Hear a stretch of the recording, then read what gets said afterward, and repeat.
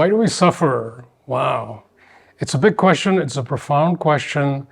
And it's often a question which might arise as we've lived long enough that we've seen suffering. We've really seen and felt it.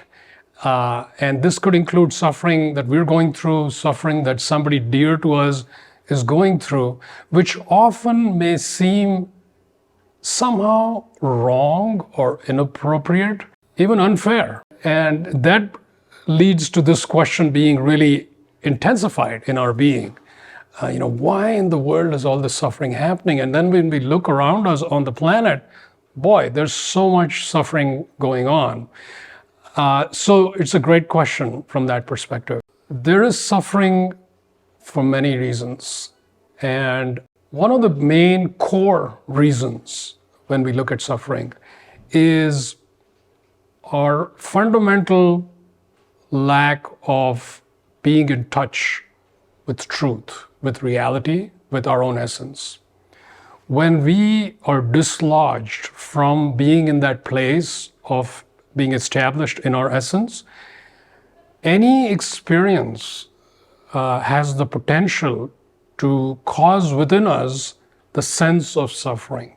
It could be a very small, inconvenient thing, like maybe we missed a train or a bus, or maybe there's a small minor injury. Anything can take us down this path of this feels like suffering. And then, of course, there's much more intense forms of suffering, such as losing somebody dear to us.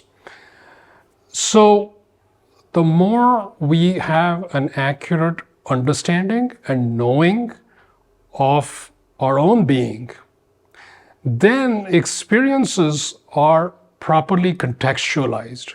So whether those experiences are good or bad, so to speak, we will perceive them correctly. We will perceive them from the perspective of essence.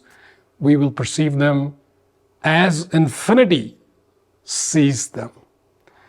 And when that happens, the suffering is no longer suffering. So we have to understand that suffering is not inherent to circumstances. We tend to think it is this situation, it's this circumstance, it's this person, that's what's causing the suffering. It's not that. The suffering is inherently from my view of whatever circumstance is unfolding.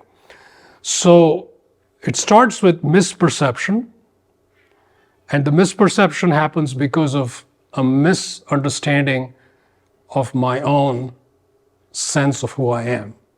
So once that is corrected, and this is very common, of course, that we are somehow lost that connection with our essence, or at least it seems that way.